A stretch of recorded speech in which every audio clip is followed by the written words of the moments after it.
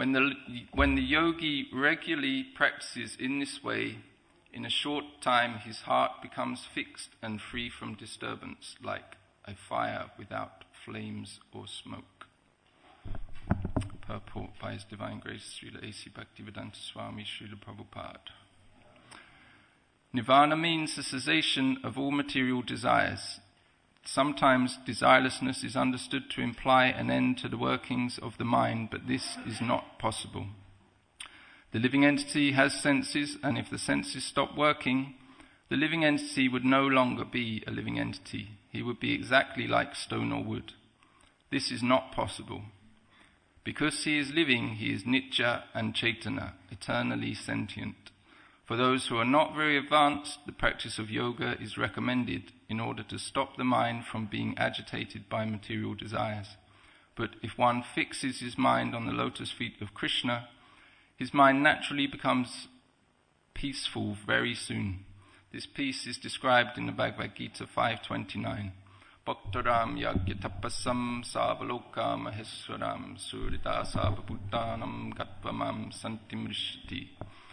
If one can understand Krishna as the supreme enjoyer, the supreme proprietor of everything, and the supreme friend of everyone, one is established in peace and is free from material agitation. However, for one who cannot understand the Supreme Personality of Godhead, the practice of yoga is recommended. Om Magana Timarandasya Gananjana Salakaya Chaksuram Militam Yena Tasmai Shri Gurave Namaha. Namo Vishnu Padaya Krishna Prastaya Bhutale Shri Mati Bhakti Vedanta Swami Nitinamane. Namaste Saraswati Devi Gauravani Prachadine Nivesesha Sunyavadi Pastacha Deshitarne Vancha Kalpatarubhascha Kripa Sindhubi Vacha Patitanam Bhavanibhyo Vaishnavibhyo Namo Namaha. Jai Shri Krishna Chaitanya Prabhu Nityananda Shri Advaita Gadada Srivasadi Gaura Bhaktavinda. Hare Krishna, Krishna Krishna, Hare Hare, Hare Ram, Ram Ram, Hare Hare. When the yogi regularly practices in this way, in a short time, his heart becomes fixed and free from disturbance, like a fire without flames or smoke. So this is the last chapter in the 7th canto of Srimad Bhagavatam. Narada Muni's been speaking to King Yudhisthira. In the previous chapter he's been explaining about the importance of the brahmanas in society. And in this chapter he goes on to explain different kinds of brahmanas in different modes of nature. And just in the previous past couple of verses he's begun to explain the yoga system. And he's suggesting to King Yudhisthira that, one should go to perform yoga. And it's very much like when Krishna's speaking to Arjuna in the 6th chapter of Bhagavad Gita, the jnana yoga. It's practically the same. He's telling him to go and sit somewhere not too high and not too low, and sit with body straight, chant Om. And quite a technical explanation of the yoga practice. Prabhupada's picked up in the purport here on this word nirvana. Nirvana means the cessation of all material desires. And he says that sometimes desirelessness is understood to imply an end to the workings of the mind. But this isn't possible because the living entity is nitya and chaitana. The living entity is eternally sentient.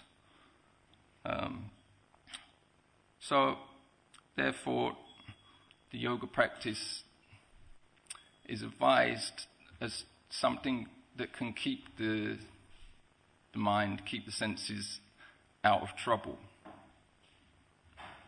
It's some kind of engagement for the mind and the senses. Jai Shri Shri Radha Gokulananda Sitaram Lakshman Hanuman Shri Shri Gauranitai Ki Jai.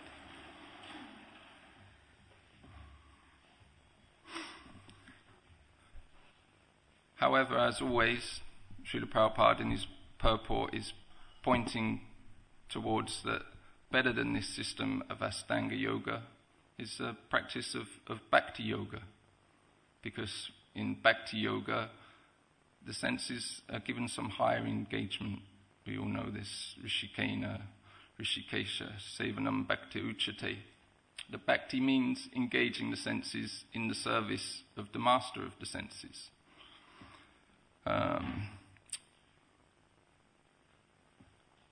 And again, in the purport, Srila Prabhupada's referring to this verse that is the peace process. Because here in the verse, the yogi's heart has attained some kind of peace. It's like a fire without flames or without smoke.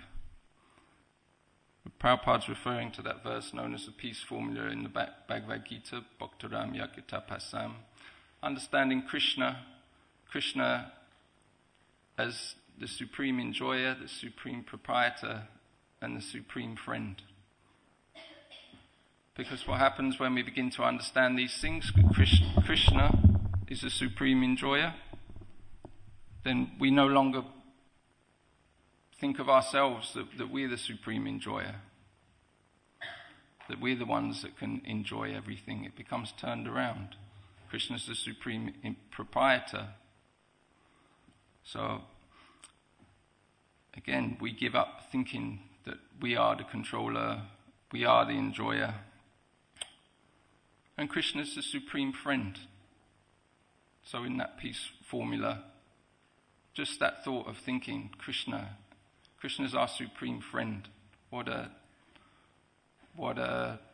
thought, especially for the heart of the devotee, just to remember. Sometimes we forget Krishna's our friend. How are we relating to Krishna in our devotional practice? What is our relationship with Krishna? How do we relate to the deity in the temple? Is it in an impersonal kind of fashion, or are we really coming before Krishna and experiencing a relationship of the heart, experiencing some kind of reciprocal exchange with the Lord? And is that something we're trying to cultivate in our sadhana? Now, we understand from the philosophy that there are these different rasas that can be cultivated and attained through the process of devotional service. So, what is that process? That in the beginning one becomes the servant of Krishna. And by serving Krishna, gradually everything becomes revealed. In Gita again, Krishna is explaining Tesam Satatam Yuktanam Bhajatam Pritipurvakam Dadami Buddhiyogam Tam Yenamamapiyantite. That to those who are constantly devoted to serving me with love, I give the understanding by which they can come to me. So,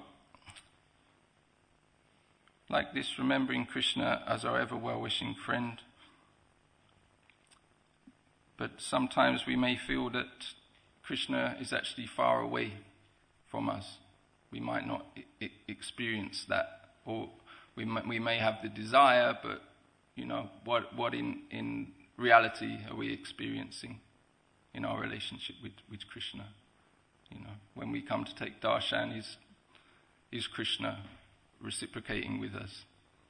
Is Krishna appearing in our dreams? Or the examples are there from our previous acharyas of the type of relationship that is possible with Krishna, and we can take much inspiration from these examples. And also, if we have any kind of doubt that, is this philosophy something tangible, something real, just study the lives of the previous acharyas.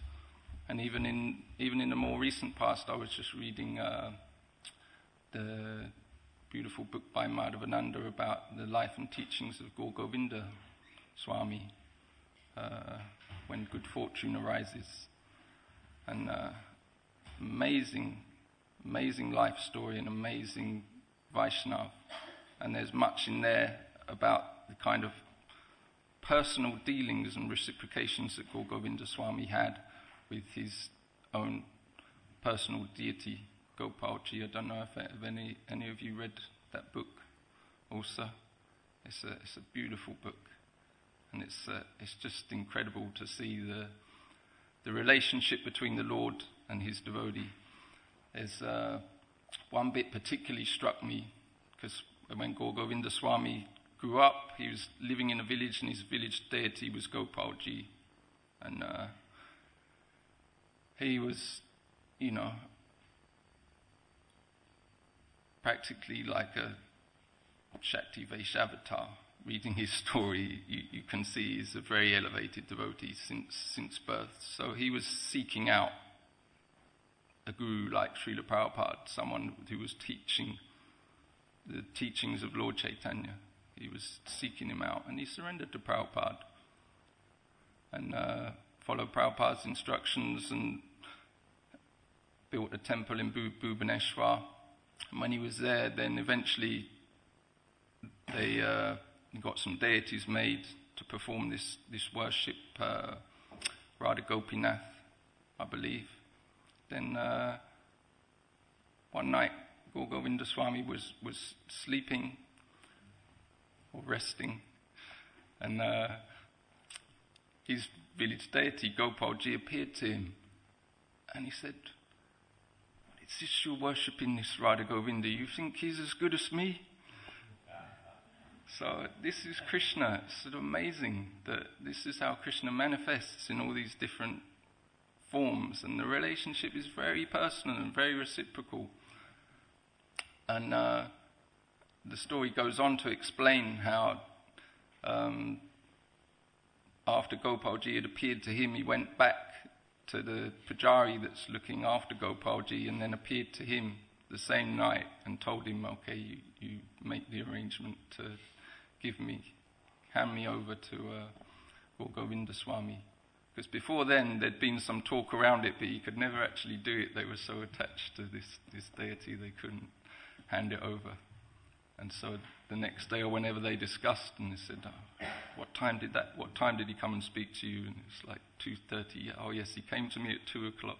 So it's such a amazing kind of leela. But so we may not be on that platform. Certainly I'm not on that platform, but hearing of such things is inspiring, and we can be and should be performing our sadhana with that kind of desire, that motivation in mind, to attain that kind of taste, that kind of rati, and that relationship with the Lord.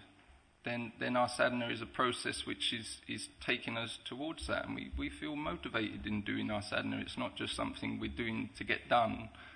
We're doing it because we want to experience that relationship with Krishna. So the whole process of devotional service is explained as well, and there's a difference between this process and the process that's described here, the yoga process. Because in the yoga process, the whole endeavor is dependent entirely on our own endeavor. Whereas the difference between that and the practice of bhakti yoga is the endeavor is there, but the whole endeavor is to acquire the mercy of the Lord. So the process is explained, and where we find ourselves in the process now, we're in the association of the devotees. We're beginning the process of bhajana kriya, practicing the sadhana, and then some of us are initiated, some of us are working towards that, and that relationship, that connection with the spiritual master, that connection which connects us up with the parampara to Krishna. And at that stage it said, like, we're given the seed of devotional service.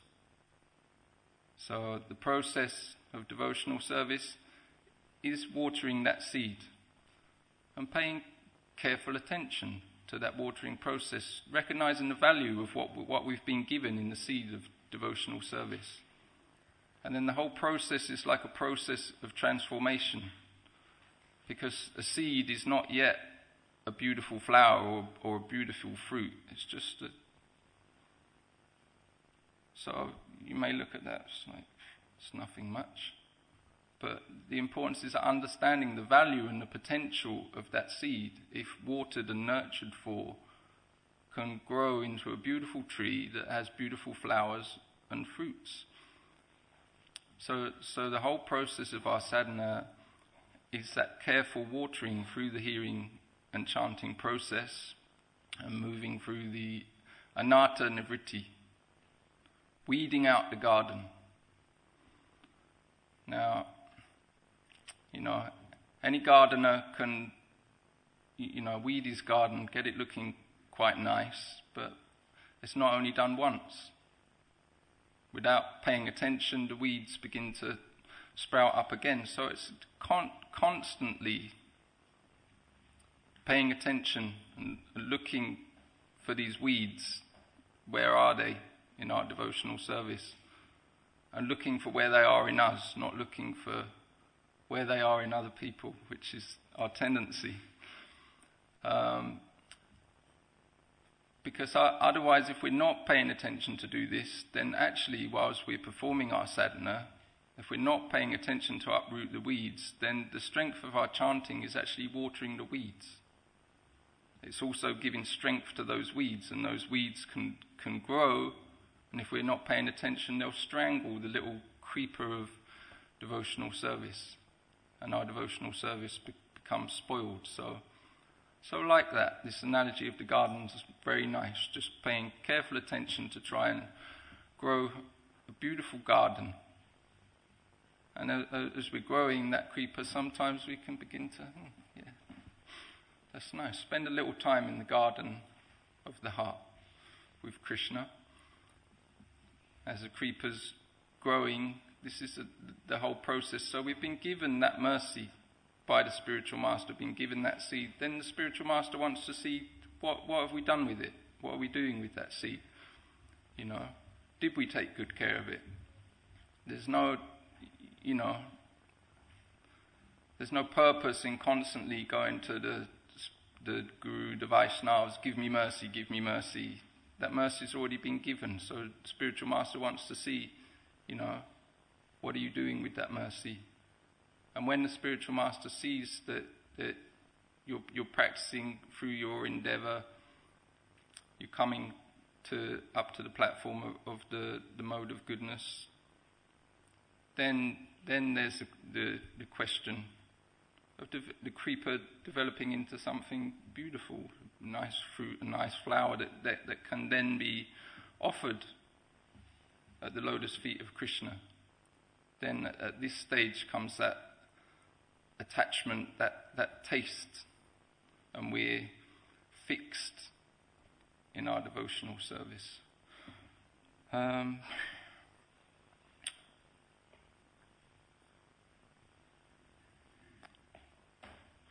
Yes, so process is there given, Shrinvata Swakata Krishna Punya Sravana Kirtana, that it's actually Krishna in our hearts who's cleaning our hearts through our endeavour.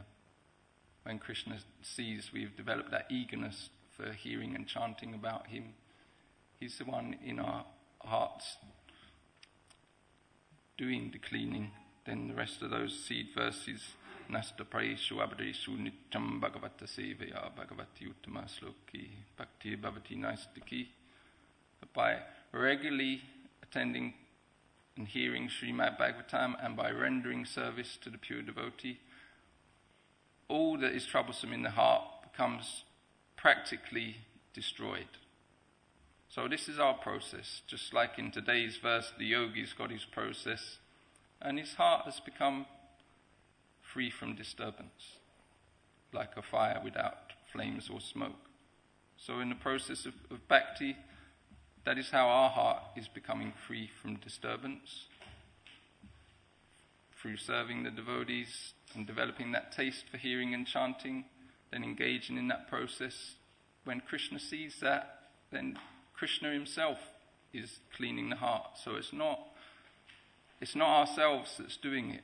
All we're doing is endeavouring to receive the mercy by which we can attain Krishna's mercy, and Krishna can purify our heart.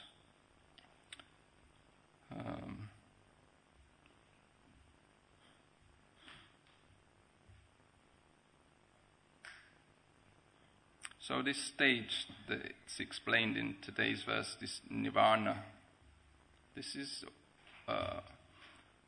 also desirable. This is the stage of Brahmabhuta. And Krishna explains in Gita, Brahmabhuta prasanatma nasochati nakansati samasavi subhutesu bhaktim labate param. That, what is the verse again? Bhaktaram yagatapasam. No, what's the translation? Sorry. Yeah, go on.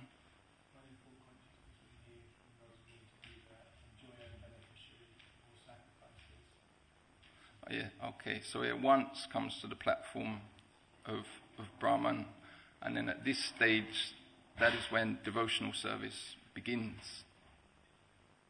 So Prabhupada's given us this opportunity to engage directly on the platform of devotional service. And if we practice that devotional service purely, then we're already on that perfected platform. Now for the yogis or the impersonalists, that Brahma, Nirvana, that's perfection for them. But for the devotee, that's just the beginning, that we're on that liberated platform. And that is when actual devotional service begins, when we're serving the Lord through purified senses. Now in the purport of that verse, 1854 I think it is, Prabhupada explains how this is possible, how this is attainable, and that it's attainable through the mercy of Lord Chaitanya. Now, sometimes we might read a statement like that and think, okay, the mercy of Lord Chaitanya. So, what is the mercy of Lord Chaitanya? Is it some obscure thing? Do I just believe in the mercy of Lord Chaitanya and the mercy of Lord Chaitanya will descend and I will come to the liberated platform? Just believe. Is that what the mercy is? I'm not sure if it is, otherwise we might as well be sitting here saying just believe in the mercy of Jesus Christ and all your sins will be forgiven. Now, what the mercy of Lord Chaitanya is the process that he has given for this age, which is Yuga Dharma, the congregational chanting of the holy names of Krishna. So it's through that process that we can attain that mercy. So, what a beautiful and joyous process also. There are many different processes given for performance of devotional service, and one can perform according to what one's taste. If one has developed a particular taste for a particular form of devotional service, then that is encouraged. That one spends one time performing that service if they have taste and attraction for it. One can absorb oneself. Yet, still the Yuga Dharma is the Yuga Dharma. This is what Lord Chaitanya has given, that this is the process for self-realization for this age, congregational chanting of the holy names. And it's a wonderful opportunity you have when you're living in the temple, that the opportunity is there to do that every day, to come together and chant the holy names, glorify Krishna for the pleasure of the deities.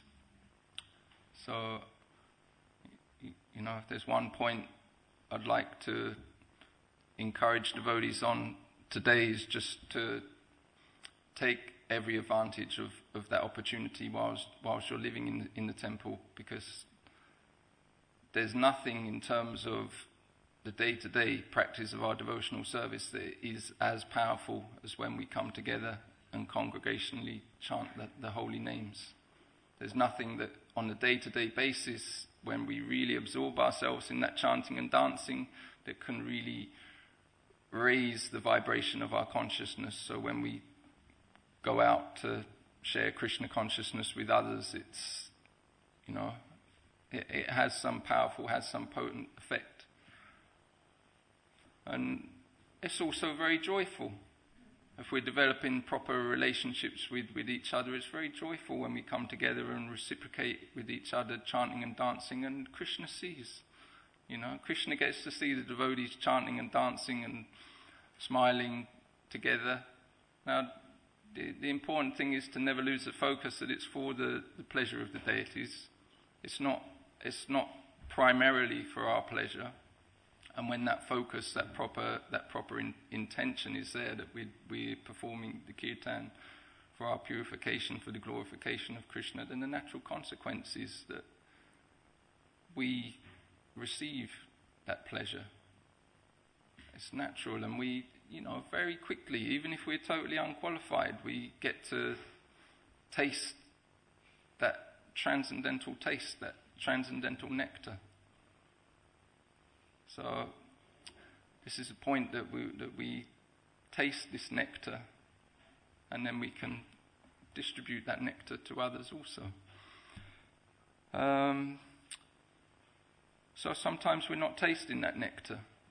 So why is that? Lord Chaitanya gave some very simple instructions. He said, chant the holy names and do not criticize others. Just two very simple things. Two very simple instructions. If we can just follow these two very simple instructions, we can make tremendous spiritual advancement. Chanting the holy names and do not criticize others. So that means not criticizing anybody. What to speak of devotees, that we don't criticize anybody. So naturally, if we have the proper mood of a devotee, then we should be free from that propensity to find fault and criticize others. Because devotee means humble, means feeling oneself to be meek and humble. And if one feels oneself to be meek and humble and sees one's own faults, one's own shortcomings, then naturally that propensity to want to find fault with and criticize others won't be there. And so that is also given as one of the 6 symptoms of surrender, to feel oneself meek and humble. Does anyone know any of the other symptoms of surrender to Krishna? Sorry? To act for Krishna's benefit. They're given, Prabhupada states them in slightly different ways in different places, but the essence is the same. Anyone else know any other? Srinivas Prabhu? Yeah, to be meek and humble, Ananda Chaitanya. Yes, very good. Yes, very nice. And Krishna protect and maintain. Yeah. So these are some really wonderful principles to remember. And I like it when I go to visit Soho Temple. If anyone's noticed, as you come down the stairs, on the top of the stairs there is, I think it's a letter from Prabhupada in which he explains the 6 symptoms of surrender. And I don't know about you, but when I go into London, I find the energy is so heavy. I really bow down to the devotees that stay at Soho Temple, because I never stayed one night there in all my brahmachari life. The energy is so intense, and we're very fortunate to, have Bhaktivedanta Manor, which is a little bit more of a kind of peaceful sanctuary to practice spiritual life. But nonetheless, I like to come down the stairs and just as a beautiful meditation, and just to remember that as you go out of the door of the oasis of the spiritual temple and into the world, that, okay, yeah, Krishna will protect me, he will maintain me. And yeah, it's nice, very wonderful. Yeah, so I think we more or less got all the qualities there. In one place I was looking, Prabhupada said, to count oneself as one of the servants of Krishna.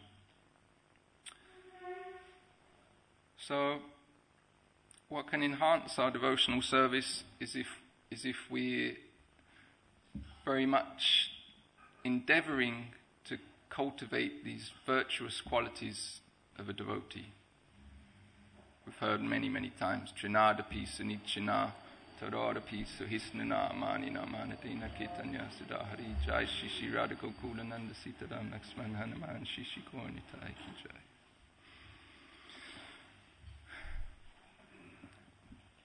So we've heard this verse many times. One should chant the holy name of the Lord in a humble state of mind, thinking oneself lower than the straw in the street. Now, we should understand that this is a very exalted state of consciousness, to be feeling oneself as lower than the straw in the street. Now, for some of us who are just nobodies, it might not be such a difficult endeavour because, we've got nothing to be proud of anyway, so to be humble is not such a great thing. But for others of us, and it's wonderful to see now that in the ashram there are many qualified devotees, who've studied, got nice degrees, and, could have been doing successful things in the world, but however, endeavouring to practice the process of Krishna consciousness very strictly. So, sometimes to be qualified can lead to the tendency to be proud, but devotee is always very careful of that. But then, if a devotee who's qualified has that humility, part of being humble means you've got something to be humble about. Otherwise it's, like that. However, it's also said a pauper can be proud of his penny. So tendency is always there to become proud. But, if someone is actually very great and they practice and show the virtue of humility, then that's a very great thing.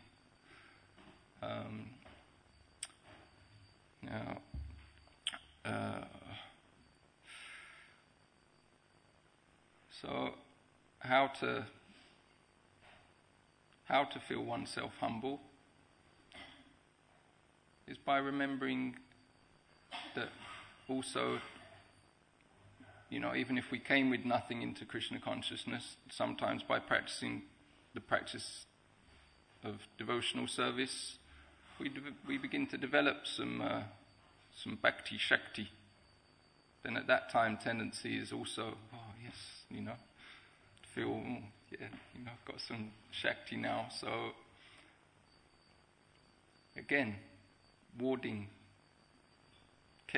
being careful in the garden, pulling out those weeds if we see them, and just remembering, just having the consciousness that whatever good things come is only by the mercy of Guru and Krishna, and whatever abilities we have in devotional service, these are through the mercy of Guru and through the mercy of Krishna, and we are only the instrument. We're just the instrument. So why should we be proud? We're just the instrument through which Krishna is working. But then one may also think, yes, but I'm such a wonderful instrument. So, the trappings are always there, so it requires this constant vigilance to always just be weeding that out.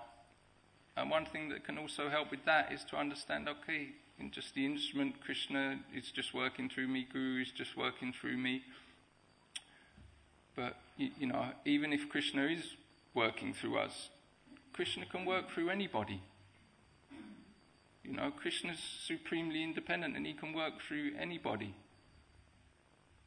And part of humility is being able to recognize and respect and honor that when we see that the Lord is working through any other person.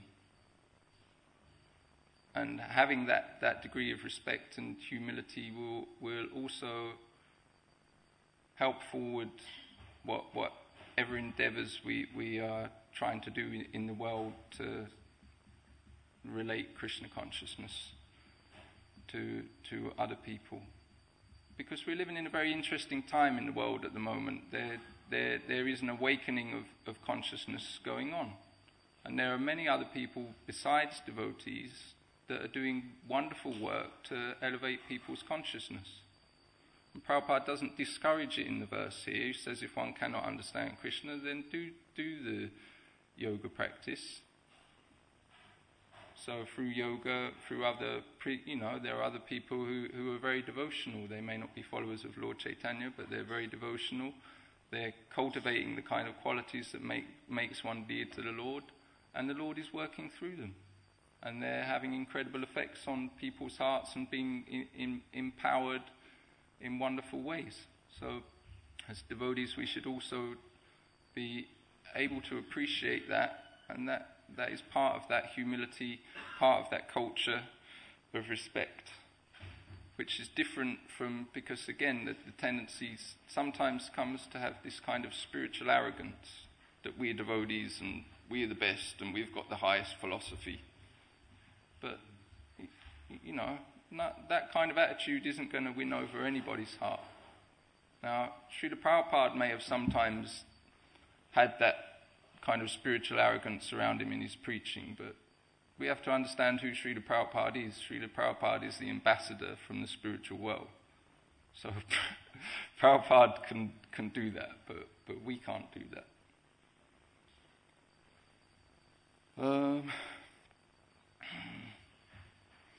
So even Prabhupada's mood, actually, when he came to the West, is just remembering that and his prayers that, it's also extremely humble that, my Lord, I am just a puppet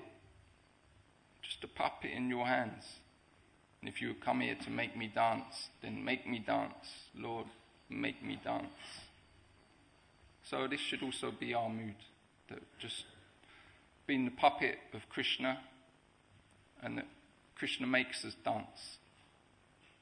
So if we come together in kirtan and dance for Krishna in the kirtan, then Krishna will reciprocate and make us dance too in the world and affect other people's hearts.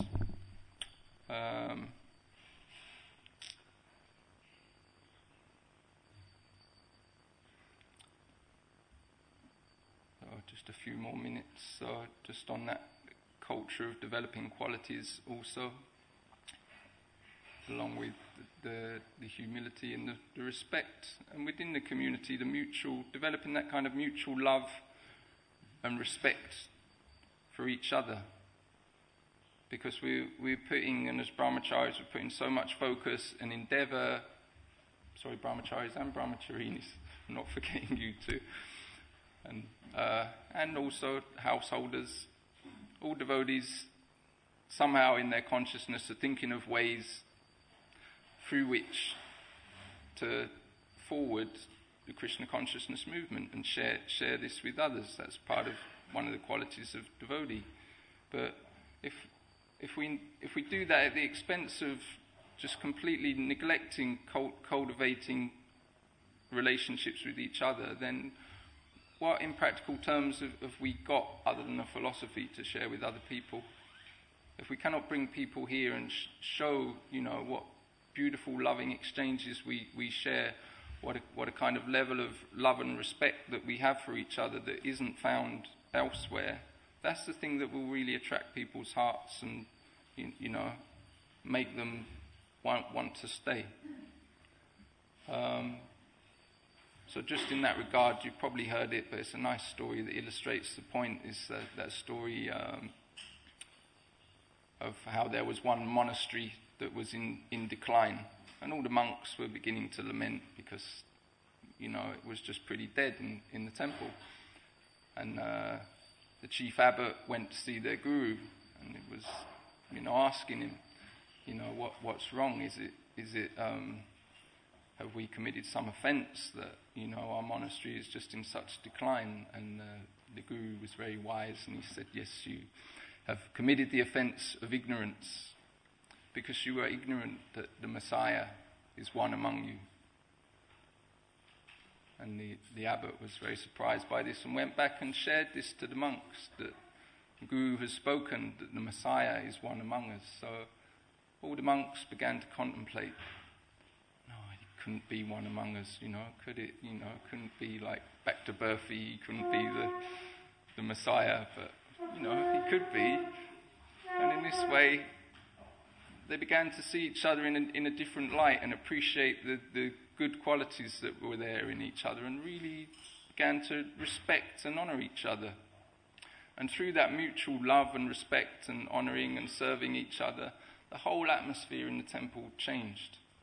And then people began to come and visit, and what they saw inspired their hearts so much that the temple just began to flourish and grow through that one simple process and that one piece of wisdom of the Guru that taught them the proper mood of respecting each other.